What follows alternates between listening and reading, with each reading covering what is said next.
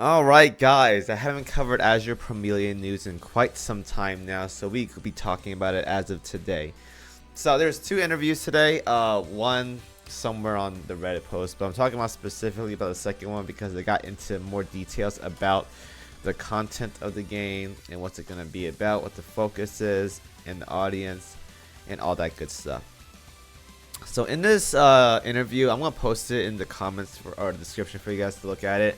But there are a couple things here that are very interesting that the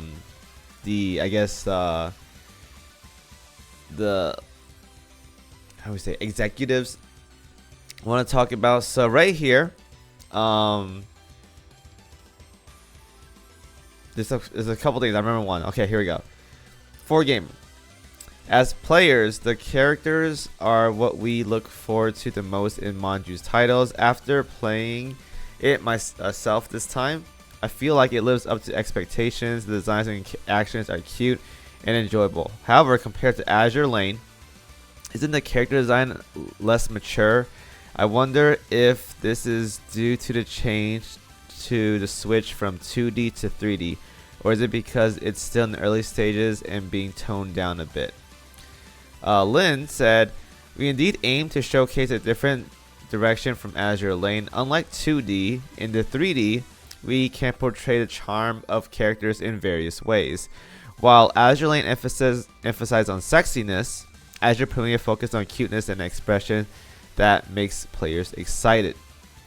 So this is one thing right here. Now they're going to talk more about this in the interview as well, but a lot of people, especially in the comments, are saying that because they're aiming more towards the cuteness and stuff, that it's going to take away from the sexiness that, you know, that's what people know for Azur Lane. Now, I'm going to tell you guys this as of right now.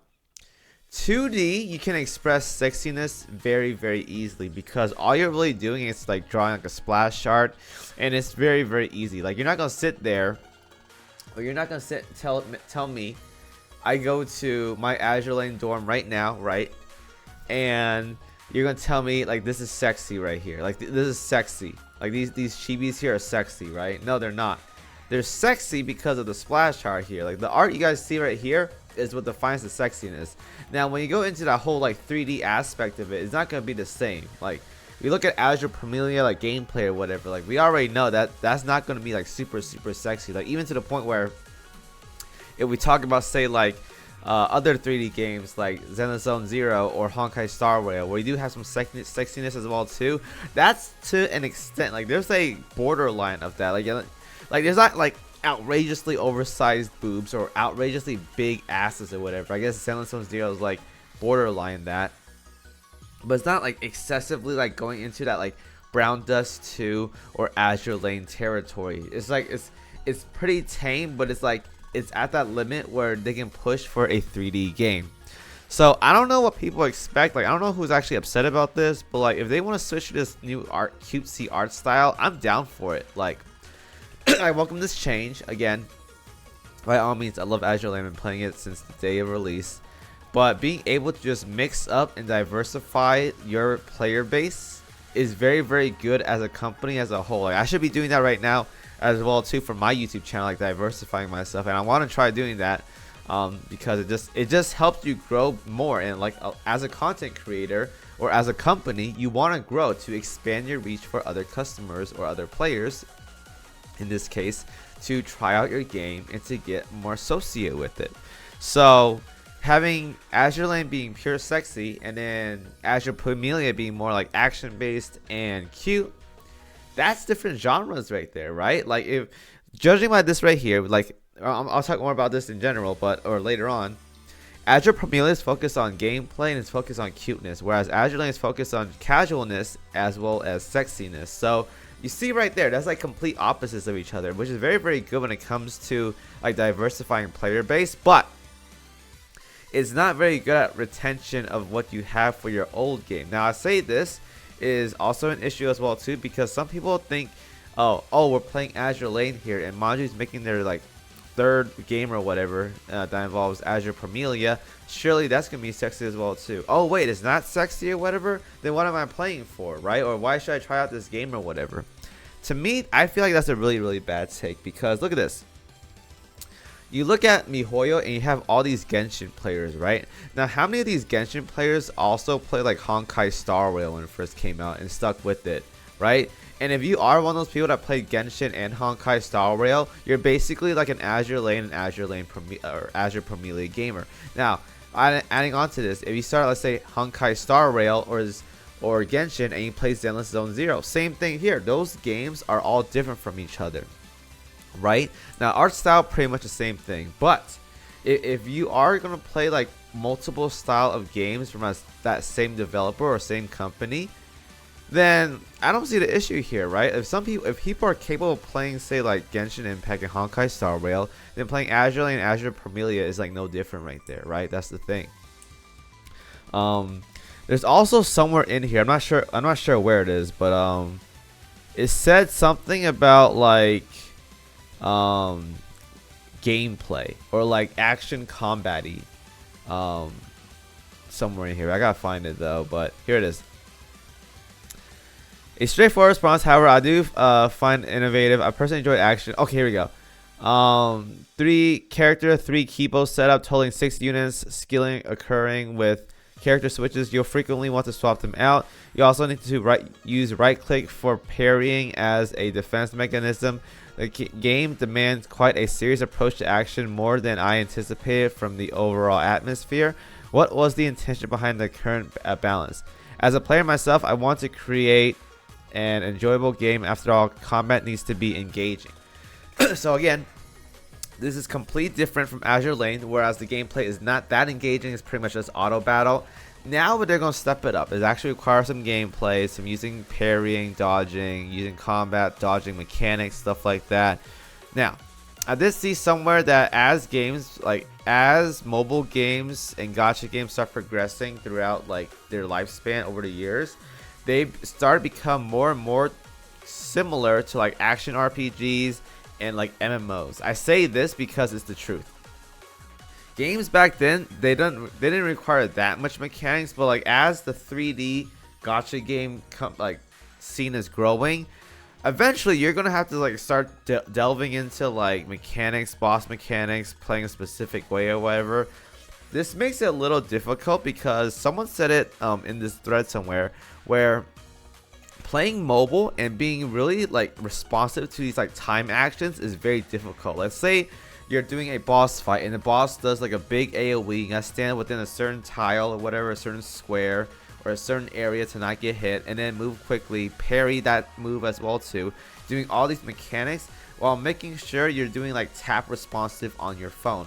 Now, if this was on PC, it's not a big deal. Hopefully Azur Promilia is going to be a PC client as well too. Azur Lane, where it's our PC client, but it's more easy to do like dodges and commands on PC as it is compared to phone. Like, I will say this right now, after playing Zenless Zone Zero for about 2 months, like my gameplay on my PC is like 10 times better compared to my mobile gameplay when it comes to Zenless Zone Zero, because I'm more responsive, I see more, there's more vision, and my thumb and both my thumbs aren't covering the screen half the time, right? So I see more. It's much more responsive as well too, because again, you have to move your thumb to react to something like parry or dodge or something, right? Whereas if I'm playing on a PC, my middle finger is already on the dodge button, and my left hand is already like on the spots for skills like enhanced skill, ultimate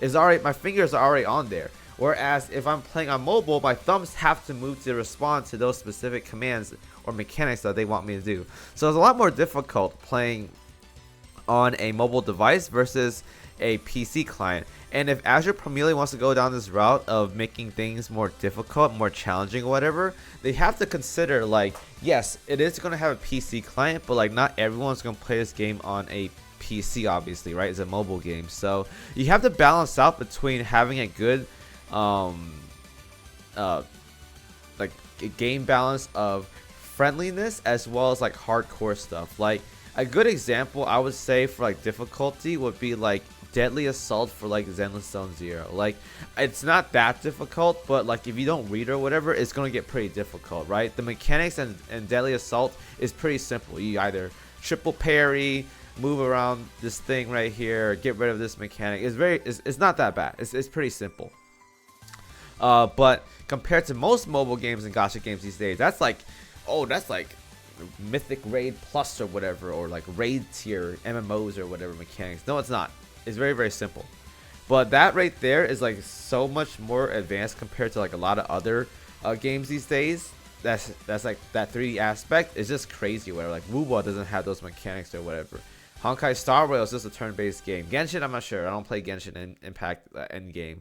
Girls Frontline stuff, not even close to that kind of stuff as well too. So again, it's fine to want to cater towards Endgame people and like this, I guess, the sweaty player base.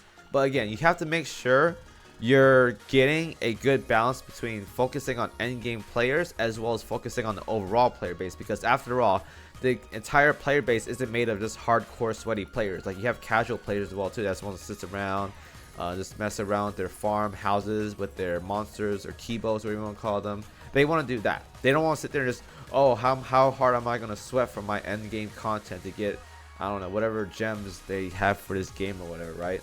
So that's something to keep in mind for that. And they just talk about some bases, stuff like that. But I just want to talk about those 2 points in general, because I see a lot of people, especially in the comments over here, talking about how like, oh, Manju is diversifying this game too much. It's not going to cater towards their Azur Lane player base, making game mechanics hard or whatever. It's basically making it like Genshin 2.0 or whatever. Honestly, I do wish they kind of did keep the Gunner mindset for this, just to be a little bit different compared to like Genshin or whatever. But if they're like, if they thought it out, they planned it specifically how it's gonna work out or whatever, then by all means go for it. Like, we've been waiting for this game for so long now. Like, it has to come out now to see if it's the right move or the wrong move, to see how they're gonna move about it next. Because as of right now, they're waiting too long, and then you have all these other big name titles coming out, like Arknight's Enfield or Ananta, or like that Fate Zero Chaos whatever game coming out as well too. Like, you have all these big games coming out that if you drop Azur Promilia right now and it's not that good, you better react fast, otherwise you're gonna have some bad times. So I'm gonna say that right now. So hopefully Manju does more tweaking on it. We don't have any scheduled dates for the release of the game as of right now, but again, I'm all for making games sweaty. I am a hardcore gamer myself, so I don't mind that whatsoever. But you also have to keep in mind that if the player base is not happy with the content you release for them, then they're going to be upset about that. I think a lot of people like Honkai Star Rail don't like endgame content in Honkai Star Rail because it's pretty much only for like the top 1% of the player base if you have like a lot of dupes or a lot of money, stuff like that, right? So that's all I want to say for this interview. I'll go ahead and post it in the description for you guys to go ahead and enjoy and read about it. But give me your thoughts if you guys are planning on playing Azur Promilia. What you guys think about the statements and from this interview right here? And yeah, feel free to share that. I'll see you guys next video. Have a good one, guys. Peace out.